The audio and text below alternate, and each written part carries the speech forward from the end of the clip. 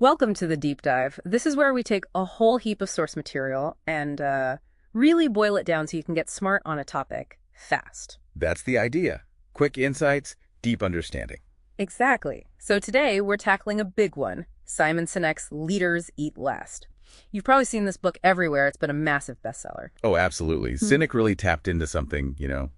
His ideas about why some teams work so well together and others, well, don't. It resonates. It really does. And we're going straight to the source today, pulling directly from the book itself to unpack his main points. Yeah, get right into the text. Right. And our mission here isn't just to say, oh, be a nice boss. It's deeper than that. We want to dig into the why. Why do some groups just have that incredible cohesion, that loyalty, while others seem plagued by infighting, even when everything looks right on paper? Yeah, what's the secret sauce, really? Okay, so let's dive in.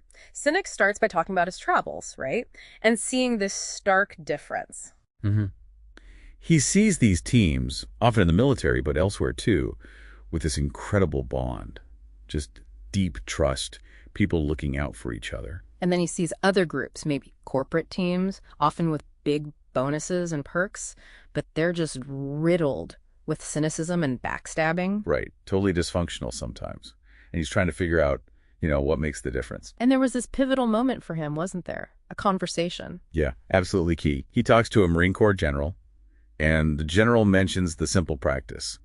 Officers eat last. Officers eat last. It sounds simple, but what's the deeper meaning Sinek pulls from that? Well, it's not just about queuing for food, obviously. It's a symbol. It represents the leader's responsibility to prioritize the needs and the well-being of their people first. Putting the team before themselves. Exactly. And when leaders do that consistently, it builds this incredible foundation of trust and loyalty. People feel cared for, protected. So the most junior Marines get their food first, the seniors wait till the end. It's a visual, right? A daily demonstration of who matters. Precisely. And Sinek argues this isn't some new management fad. He goes way back. Like evolution back. Yeah, deep evolutionary biology. Think about early humans, tribes of hunters and gatherers. Our survival, literally finding food, shelter, avoiding predators, finding mates. It all depended on feeling safe within the group. Makes sense. You wouldn't last long on your own out on the savannah. Not a chance. Yeah. Safety came from the group, from trusting those around you. We're wired for that. And there's that quote he uses. It's really powerful. Leaders would sooner sacrifice what is theirs to save what is ours, and they would never sacrifice what is ours to save what is theirs. Oof, yeah. That hits hard, doesn't it? It's about protecting the collective, the us, above personal gain or survival. So what happens when people do feel that safety? When they believe their leaders genuinely put the group first? Well, the result is profound. People are willing to go the extra mile, to pour their energy into the leader's vision, to work tirelessly. Because they trust them. They feel secure. That feeling of safety unlocks commitment. Totally. It's the bedrock. Okay, so that's the core principle. But Sinek doesn't just leave it there as theory. He uses stories, right? Really powerful ones. Oh, yeah. The stories are crucial. The one about Captain Mike Drowley, Johnny Bravo, and Afghanistan is just incredible. Set the scene for us. What was happening? Okay, so it's August 16, 2002. Pitch black night, really thick cloud cover. There's a special forces team, 22 guys, on the ground escorting a high-value target. Then the call comes in. The one you don't want to hear. Exactly. Troops in contact. They're under fire. Johnny Bravo's flying an A-10 Warthog way above the clouds. He can't see them, but he can sense the danger, the fear. Even though he's relatively safe up there in his cockpit, what he calls his safe cocoon. Right. But he decides he has to get down there. He performs this incredibly dangerous maneuver called a weather letdown. Which involves flying blind through thick clouds, thunderstorms, down into a valley at night, using night vision goggles. Yeah, insanely risky. Low clouds, storms, mountains all around. Everything is working against him. What drove him to do that? It wasn't orders, was it? No. Sinek says it was pure empathy. He felt the danger those troops were in, even miles away. He felt responsible. It wasn't about procedure, it was about connection. And Sinek mentioned something fascinating, that Bravo actually used mental imagery during training. Yeah, apparently he'd visualize the landing scene from Saving Private Ryan to really cultivate that feeling, that empathy for soldiers under fire. Pretty intense. Wow. So he breaks through the clouds. What does he see? Just chaos. The valley is lit up with tracer fire, all converging on the pinned-down American position. Remember, this is 2002. The tech wasn't what it is now. Right, less sophisticated avionics. And he was using old maps. Old Soviet maps, apparently. The odds were just terrible. But he goes in anyway, making passes, firing his Gatling gun, calculating speed, avoiding mountains, coordinating with his wingman when he runs low on ammo. It's extraordinary bravery and skill, and Sinek quotes him saying something really profound about the risks. Yeah, what was that? Bravo says, "There are fates worse than death. One fate worse than death is accidentally killing your own men. Another fate worse than death is going home alive when 22 others don't." That just speaks volumes about his mindset. It really does. Calculated risk, but driven by that immense responsibility. And the outcome? 22 men went home alive, no American casualties on the ground, an unbelievable result. And Sinek makes a huge point about why he did it. It wasn't for a medal, right? No bonus, no promotion, nothing like that. Yeah. He just said it was part of the JOB, his job. The real reward was something else entirely. Yeah, meeting those guys later, getting this huge hug like they were old friends already, that connection was the reward, not some top-down recognition. It's such a contrast to how many organizations work. Totally. And Bravo himself says empathy was his greatest asset that night, more than training, tech, anything. Why? His reason was so simple. Because they would have done it for me. Just that absolute certainty of mutual support. It suggests that this level of courage isn't just for heroes, right? It's something that can emerge in anyone, given the right conditions. That's exactly Sinek's point. When leaders create that environment of safety and care, people naturally step up. They give everything. And while the military stakes are life and death, the pattern applies everywhere. Absolutely. Successful organizations, the ones that thrive, have leaders who provide cover, people who look out for each other. It all comes back to empathy. Okay, so moving from these high-stakes situations, Sinek also looks at more, let's say, everyday organizational life. He talks about a company called Hasten Sandiaker before a leader named Bob Chapman arrived. What was that like? Oh, it sounded pretty grim, honestly. Very old-school factory environment. Bells dictated everything: when you start, when you break, when you eat. Like school. Yeah, very regimented. And a real divide between the factory floor workers and the office staff. Different treatment, different rules. And things like locked cages for parts, payphones you needed permission to use. Exactly. Little things that just screamed, "We don't trust you." It created this atmosphere of, well, control and suspicion. And there's that story of Ron Campbell, a longtime worker, asking Chapman point blank. Yeah, if I tell the truth, will I still have a job tomorrow? I mean, that just says everything about the previous culture, doesn't it? Fear. So Chapman comes in. What does he do first? Simple things, but hugely symbolic.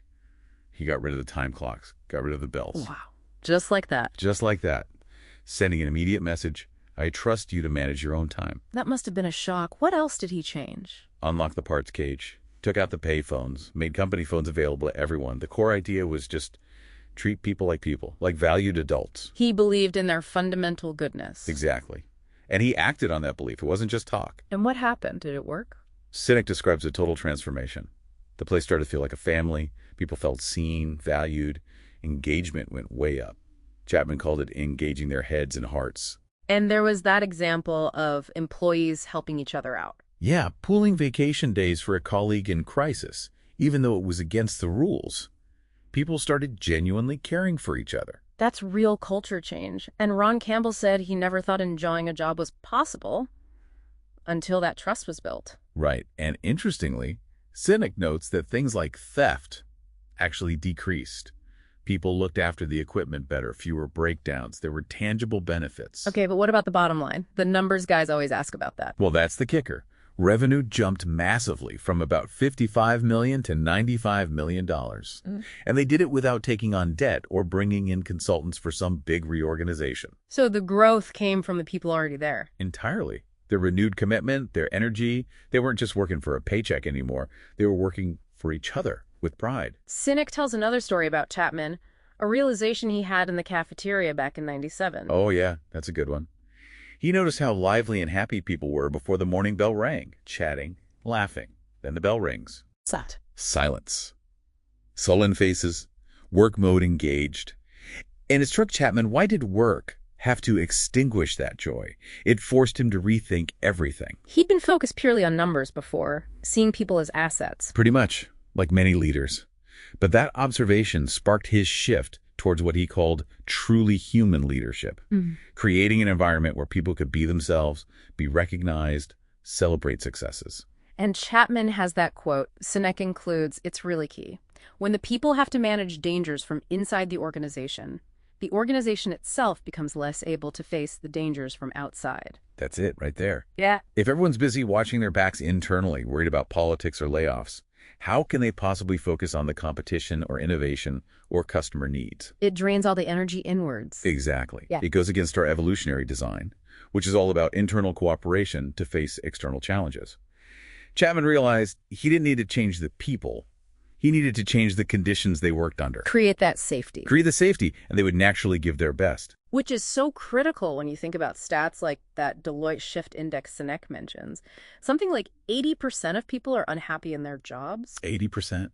It's staggering. Mhm. And Chapman connects this to a leader's deep responsibility. He uses that analogy of a father giving away his daughter at her wedding. Yeah, that's powerful. The responsibility a leader has for the lives entrusted to them. He says, every single employee is someone's son or someone's daughter. Like a parent, a leader of a company is responsible for their precious lives. It completely reframes leadership. And when you treat people like family, like precious lives. You get loyalty, you get pride, you get people who will defend the company and each other fiercely.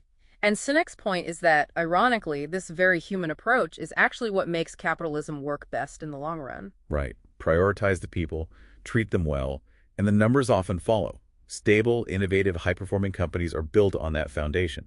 It's the great people who make the leaders look like geniuses. So the challenge Sinek leaves us with there is, do we have the courage to build organizations like that, to really put people first? It's a big question for all of us. Definitely. Okay, so then Sinek introduces this core concept, the circle of safety. He uses Marine boot camp as a prime example. What's the transformation there? It's all about shifting identity. They deliberately break down the individualistic Amemi mindset and forge a powerful we-togetherness identity. It's grueling, intense. Purposefully so. Right. And it culminates in receiving the eagle, globe, and anchor. That symbol means you belong. You're part of the tribe now. You've earned your place. And the result is that incredible confidence, commitment, and trust Marines have in each other. Exactly. Which leads directly into the circle of safety idea. What is that, fundamentally? It's this bubble, almost. When a group shares values, has real empathy, it creates this internal environment of trust and cooperation. People feel safe inside the circle. And that allows them to do what? Focus outwards. Deal with the external dangers, the competition, the market changes, whatever's out there, instead of fighting internal battles. He uses that old Aesop fable, remember? The 4 oxen. Right. Sticking together. They were safe from the lion, but when they argued and split up. The lion picked them off one by one. Internal conflict makes you vulnerable. So boot camp isn't just teaching skills. It's building that trust, that circle. Sinek even draws it, right? A circle labeled safe inside, surrounded by danger outside. Yeah. And he breaks down those dangers. What are the external ones? Stuff you can't really control. Market ups and downs, new technology coming along, competitors doing their thing, pressure from shareholders. It's just the reality of the world. Constant. Okay, and the internal dangers, the ones inside the circle. Those are the ones leadership can control. Things like fear of layoffs, office politics, being punished for mistakes, intimidation, humiliation, feeling isolated or useless, rejection. That's the internal stuff that erodes safety. So the leader's job is basically to build the fence, to protect the inside from those internal dangers. That's a great way to put it. Build the circle of safety. Foster belonging. Have clear values. Build trust. Show empathy. Minimize the internal threats so people can focus on the external ones. And the benefit is? It frees up so much energy. People aren't wasting time and effort on self-preservation or navigating politics. They can innovate, collaborate, solve problems, seize opportunities. Sinek says, it is the company we keep who will determine where we invest our energy. It comes down to feeling your colleagues have your back. He uses that Spartan analogy too, doesn't he, about the shield? Yeah, brilliant analogy. The shield wasn't primarily for protecting yourself, but for protecting the soldier next to you, maintaining the integrity of the whole line. Everyone is responsible for upholding the circle. And the leader is like the gatekeeper, deciding who gets in. Exactly. Setting the standards. Looking for character and fit, not just skills. Like adopting a child, he says it's a big responsibility who you let into the family, into the circle. And good leaders extend that circle to everyone, right? Not just their favorites. That's the crucial difference Sinek highlights. Weak leaders create a small circle for their inner clique, leaving everyone else outside to fend for themselves. Which leads to, Silos, yeah, politics, yeah. cover-ups, slow information flow, just a general feeling of unease and distrust. It's toxic. But strong leaders work to make the circle encompass everyone. And when you're inside that kind of circle, how does it feel? You feel valued, cared for, confident that people have your back, including your leaders. You belong. And the results are tangible. Oh, yeah. Information flows freely, communication is open and effective, innovation happens naturally, problems get caught early. It's just a healthier, more effective environment. Whereas the absence of that circle breeds paranoia, cynicism, self-interest. People just look out for number one, and Sinek stresses you can't demand trust or cooperation. No, they're outputs. They happen because people feel safe and trusted. It's cause and effect. And it goes both ways. People inside the circle also care about their leaders' well-being. It's mutual. So Sinek leaves us hanging with that question again, really personally. How safe do you feel where you work? It forces you to think. It really does. Then he tackles the yeah, but reactions, the skepticism. Right, the practicalities. He introduces Ken, this mid-level guy, making good money but hating his job, feeling stuck. That feeling is common, isn't it? Work's just work, gotta pay the bills. Super common. And Sinek acknowledges the real pressures, mortgages, families, bills, plus the pressures on leaders, Wall Street demands, board scrutiny, competition, just keeping a small business afloat. And the perception that all this people stuff is soft. Hard to measure the ROI. Exactly. It can seem idealistic when you're facing hard financial realities. But Sinek pushes back hard on that. He argues the cost of staying in bad jobs is way higher than we think. It's not just about happiness. It's about health, physical and mental health. Yeah. He points out that job security is often an illusion anyway, with layoffs being so common. And he brings in research, right? What did the studies show? Pretty damning stuff. That University of Canberra study found hating your job is as bad for you, maybe worse, than being unemployed in terms of depression and anxiety. Wow. It's as bad as being unemployed. Yeah. And other research links work stress mainly to poor management, not to the work itself. Lack of recognition tied to heart disease. Gallup polls showing disengagement based on your boss. And those Whitehall studies were fascinating. What was the key finding there? It wasn't about how much responsibility you had. It was about how much control you felt you had over your work. Less control equals more stress. Even though they were all government workers with similar benefits. Exactly. Which isolated the variable of control. Lower rank, less control, more stress-related illness, even higher rates of early death. And leaders actually had lower stress because they felt more in control. Seems counterintuitive, but yeah, that sense of agency makes a huge difference. And frighteningly, they found similar patterns in primates. It seems fundamental to our biology. So feeling unsafe and lacking control at work literally makes us sick. It violates our design. That's the argument. Yet people stay. They rationalize. They feel stuck. That Mercer report showed tons of people thinking about leaving, but not actually doing it. So if leaving isn't always an option, what's the alternative Sinek suggests? Focus on what you can control. Offer the protection of your shield to your colleagues. Build smaller circles of safety where you are. And he argues treating people well is always more cost-effective anyway, especially when times get tough. He even brings in the impact on kids. Yeah, that Boston College study. Kids are more affected by their parents' mood coming home from work than the hours they work. An unhappy parent coming home does more damage. So the price of not demanding better leadership, not building these circles, could actually be harming our children. That's the implication. It's a heavy thought. It all traces back to prioritizing numbers over people. But the solution isn't finger-pointing, it's collective action, building those circles. Right. And the good news, he says, is we have biology on our side. Powerful forces that drive this. Which brings us to EDSO, the happy chemicals. The happy chemicals, endorphins, dopamine, serotonin, and oxytocin, plus their counterpart, cortisol. Sinek explains how these chemicals drive our survival and cooperation. Okay, let's break them down. Endorphins first. What's their main job? Masking physical pain, the runner's high, right? They kick in under stress or fear, letting us push through. Think ancient hunters tracking wounded prey for miles. Our natural painkiller. And laughter releases them too. Apparently so. You can't laugh and be afraid simultaneously, as Colbert said. It's a pain and fear blocker. Okay, endorphins. Got it. Next, dopamine, the progress chemical. Exactly. That little hit of pleasure when you find something you're looking for, tick off a task, achieve a goal, it rewards progress. Seeing that fruit tree back in the day. Or hitting a sales target today, seeing numbers go up. Yep. Metrics give us dopamine hits. Bigger goals, more effort, potentially more dopamine. That's why clear, visible goals are motivating. Write it down, make it tangible. Like Dr. King's I have a dream. A clear vision, not some vague corporate statement. Precisely. But dopamine is also tricky. Highly addictive. Cocaine, nicotine, gambling, social media notifications, texts, likes. It's all dopamine. And you can get addicted to hitting numbers at work too, chasing the buzz. So it drives accomplishment, but not necessarily fulfillment. That's Sinek's key distinction. True fulfillment needs connection, which involves the other chemicals. Okay, like serotonin, the leadership chemical. Yeah. That's a feeling of pride, status, confidence we get when others like or respect us. Sally Field at the Oscars. You like me. We crave the approval of our tribe. Deeply. Awards, recognition programs, graduations, likes, it's all tapping into serotonin. It reinforces social bonds, parent-child, leader-follower. It makes us feel accountable to those who support us. Like running a marathon, you push harder when people are cheering for you. Exactly. You're running for them too because of that serotonin boost from their support. And giving to others, helping them succeed, boosts our status and respect, releasing serotonin and incentivizing more giving. Leaders, true alphas, are often those who work hardest for others' success. Makes sense.